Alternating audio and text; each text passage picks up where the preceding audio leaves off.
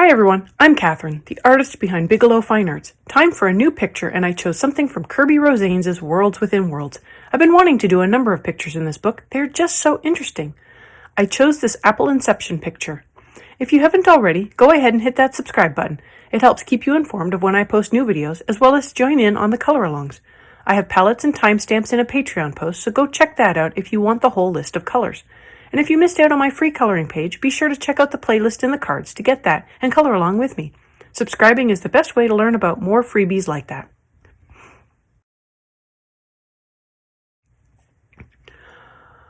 I'm starting on a few leaves to get a feel for how I want to color them up. Then I will begin moving around the picture to work on various elements. I'm coming in with a base layer of grass green over my chosen branch of leaves and giving them a base layer to fill in the leaf. For the most part, these leaves are all curled up, and as such, mostly the bottom can be seen. Apple leaves tend to have a lighter bottom, so I'm going to do that here.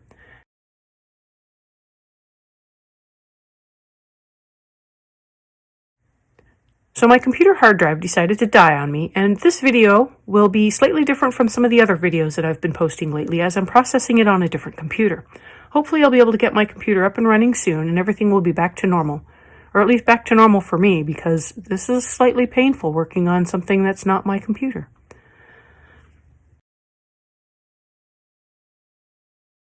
After I get that blocked in, I come in with the sepia to begin blocking in my shadows. I looked at the line art of the picture before starting, and based on some of the shading lines in the line art, I figured that the light source is coming from the upper left, just forward of the plane of the paper. So I am basing my shadows on that imaginary light source position. This means that shadows will form under the vein and rib lines, or will form to the right of a vein or rib line. Shadows will also be under objects or where there is overlap. I am coming in very lightly and will be building up my layers. I don't put a shadow along every vein, but I do pick a few and add them in.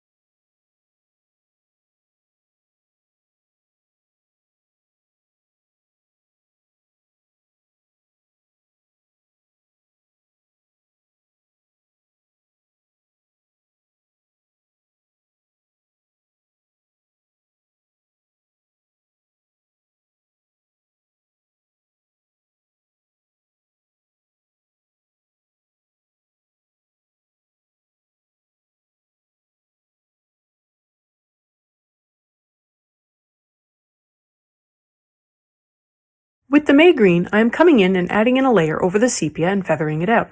I am also using the May green to add in shadows along some of the vein lines to block in a lighter shadow. So while I didn't use sepia to block in all the shadows, I will be putting in shadows there, just more lightly. Otherwise, it might look a little strange if every shadow were blocked off. Not all shadows are equal, and not all veins pop out the same amount. So I pick a few veins for sepia and more veins with May green.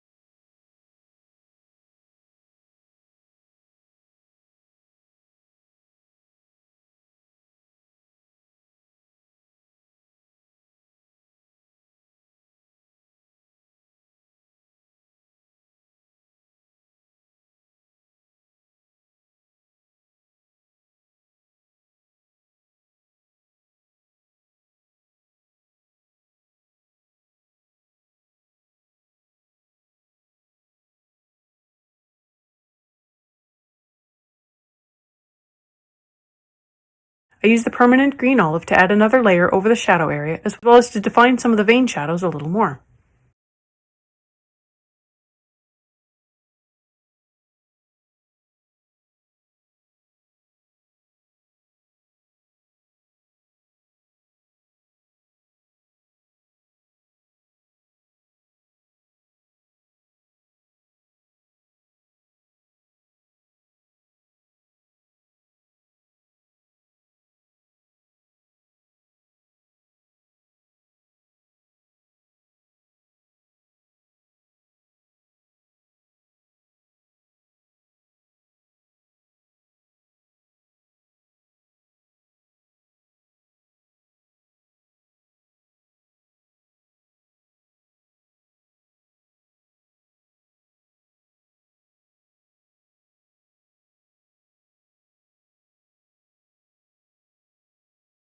I add in another layer of grass green over the entire bottom of the leaf surface to add in another layer and fill in the paper. Right now, the layer is very light and barely visible. And while I don't want the grass green to be my final color, I do want a little more pigment down to knock back the white of the paper.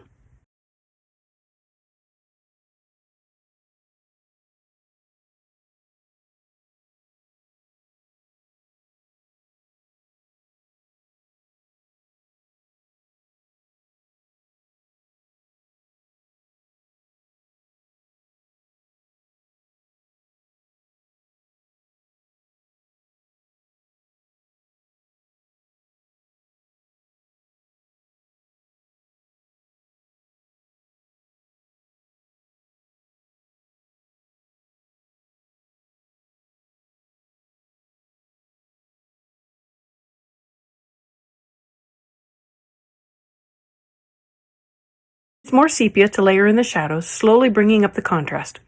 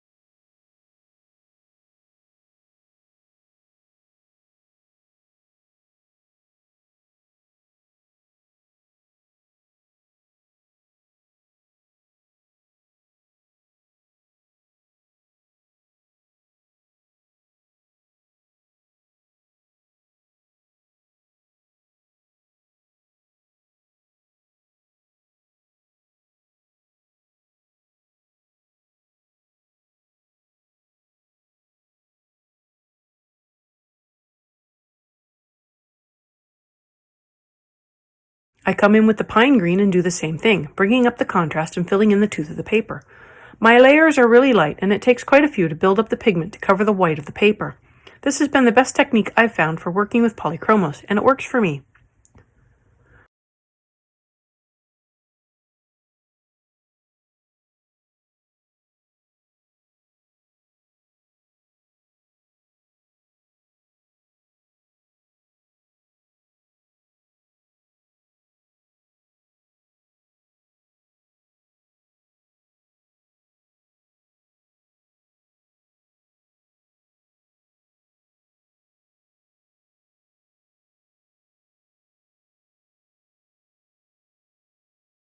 So with the dark Naples ochre, the few little serrations I do see I am treating as bug bites or leaf damage and coloring them in with a rust color. I go around the little imperfections in the side of the leaf with the ochre to block it off. I go around the other leaves, and if I see any other little dips or cuts, I color around them as well.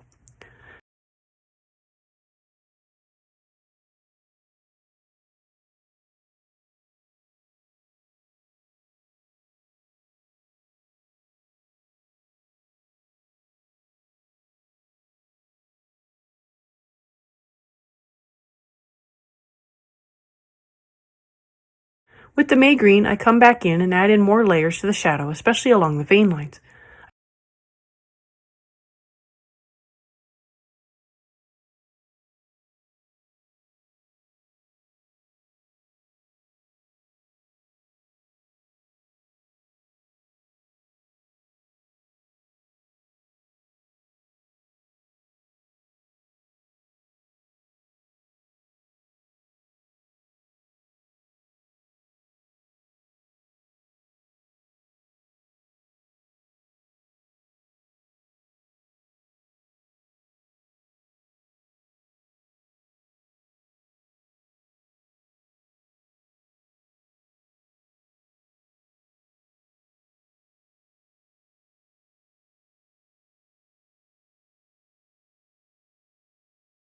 I use the permanent green olive to fill in the central rib and the leaf stem.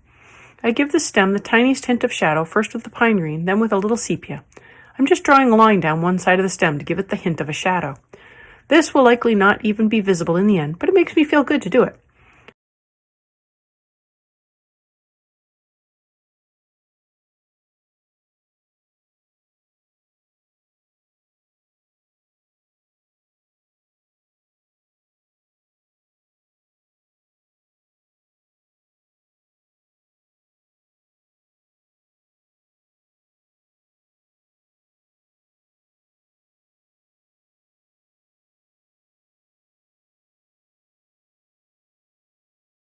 I come back in with the pine green and darken up all of the major shadows on the leaves.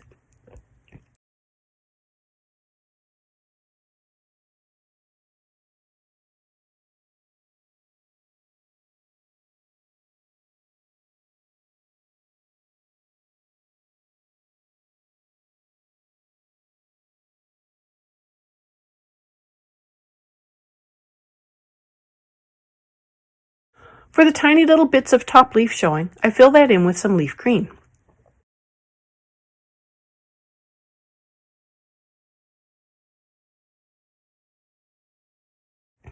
I add in some pine green to darken it up and to also block in the shadows.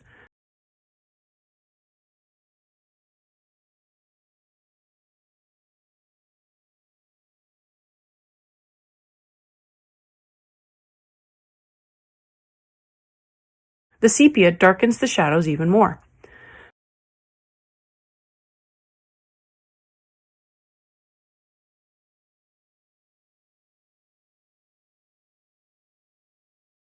I smooth the edges of the shadows with more pine green before coming in with the may green for a layer over everything. I wanted to darken up the leaves a little more but retain all of the shadows and highlights, and adding in a layer of may green over everything was a good option. If you've made it this far and have enjoyed coloring with me or just watching, I'd appreciate it if you give me a like and subscribe to stay informed of when I post more videos. I'm a small channel and it really does help me out. I'm posting 3 times a week over the summer, and subscribing is the best way to stay in the loop and keeps me going.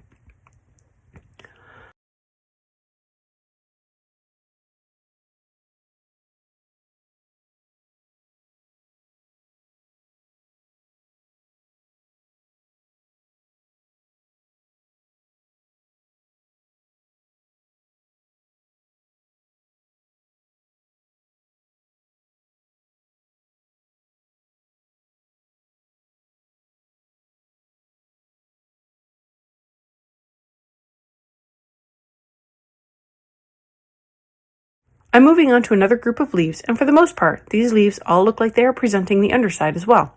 So I will again be working up all of the leaves with a light color for the underside. I begin with a base layer of the grass green over all of the leaves.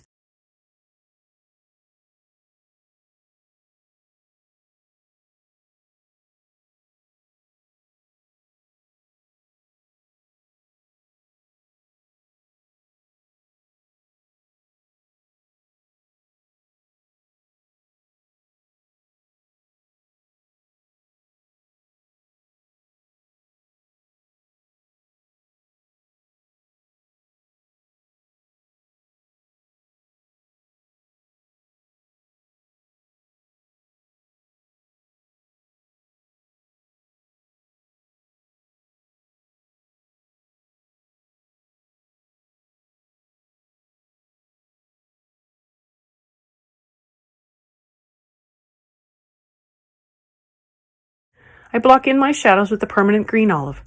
I only work up a few of the vein lines with this darker green, but I will work up more of the veins with the may green.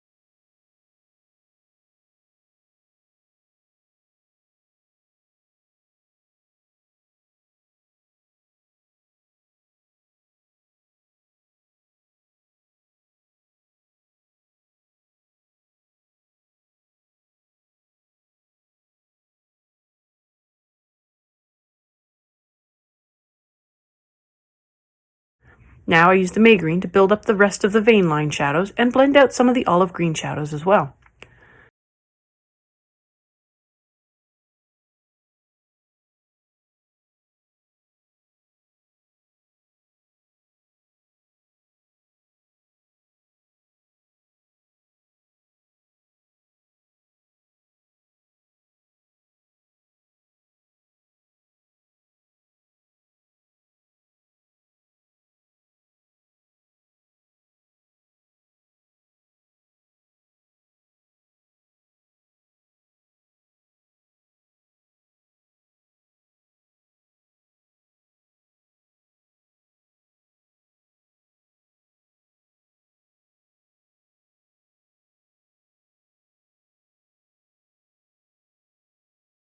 I use the dark maples to create a few rust spots on some of the leaves.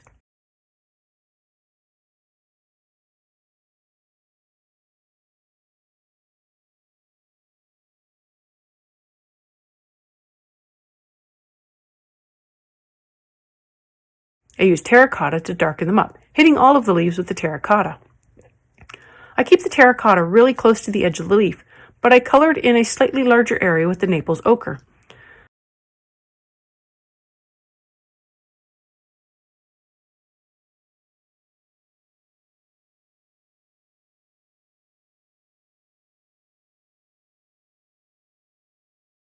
I bring in an even darker terracotta from the Dick Blick line of pencils. I only bought 2 pencils from their artist line, and I have been trying to use them and give them a chance. They feel a little softer than a polychromos, but still have a hardness to them that I like. I looked for a substitute and didn't find a very good one, but both the Caput Mortem and the Burnt Sienna come close. The Caput Mortem wasn't brown enough, and the Burnt Sienna wasn't red enough. Mixed together, they would likely both do. After I add in the darker terracotta, I blend the edges with more dark Naples ochre. And now it is time for some shadows. I bring in my stubby sepia and add in a layer to all of the areas where I added in the permanent green olive.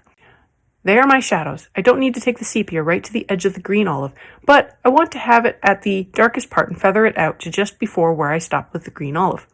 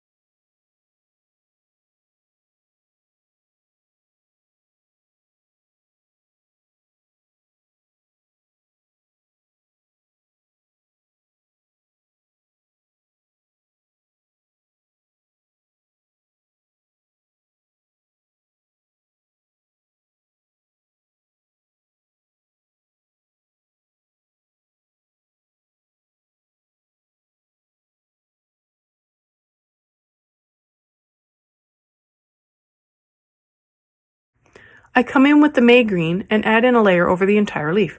Again, I want to add in more layers to fill in the paper and get more pigment down, but I don't want to affect the contrast that I'm working at building up. So by adding in a uniform layer, it seems to keep everything at the same level of contrast.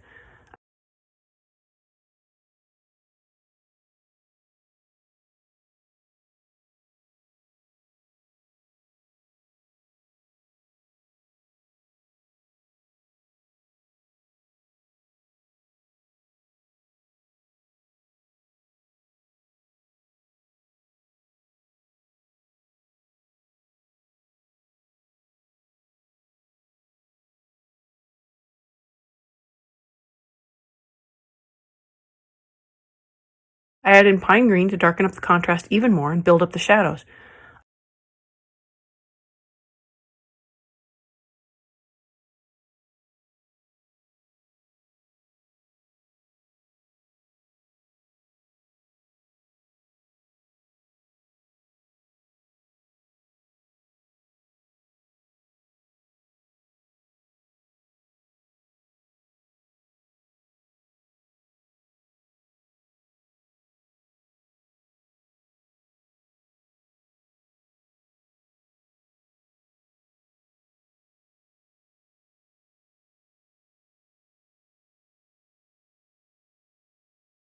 I fill in the stems with the permanent green olive and add in a little touches of shadow near the rib.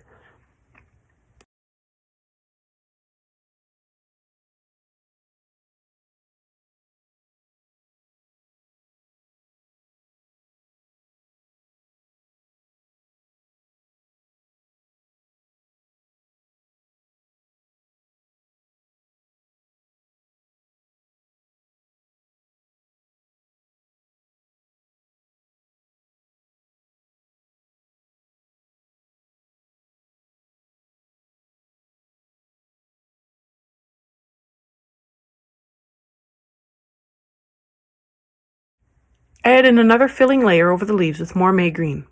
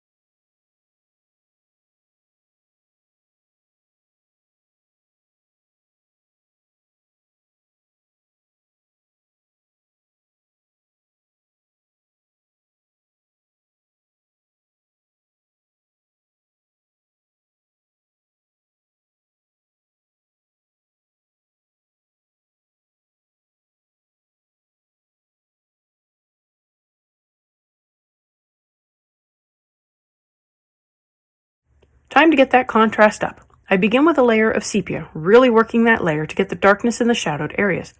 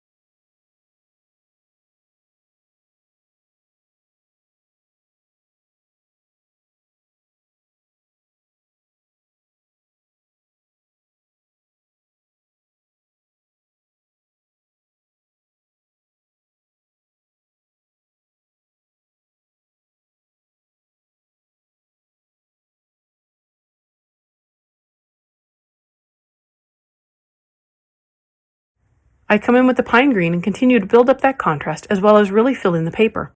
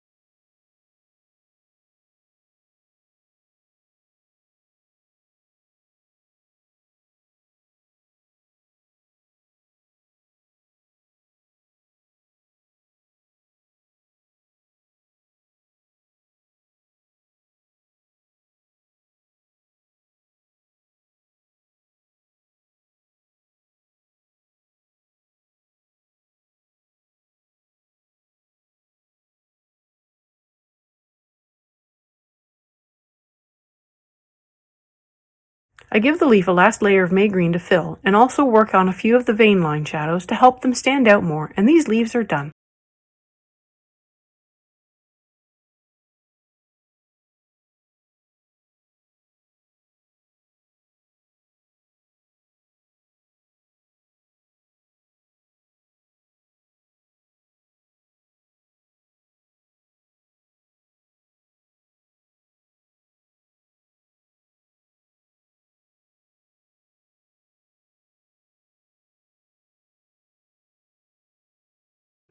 Thanks for joining me today. Let me know below or on social media if you colored along. I'd love to know how you did. I'm on Twitter, Instagram, MeWe, and Patreon. Patreon has a short write-up, my palettes, and a list of the timestamps, and I've made them available for everyone. If you have any questions or page requests, please leave them below or reach out to me on social media. I put in a list of chapter breaks in the show notes, as well as a list of equipment I like to use. If you use any of my affiliate links, it really helps me out without costing you a thing. I want to thank you all so much for coming along and joining in with me on this coloring journey. I appreciate all my subscribers and look forward to more of you joining in and coloring along with me. Please like, share, and subscribe to help that happen. Until next time, happy coloring.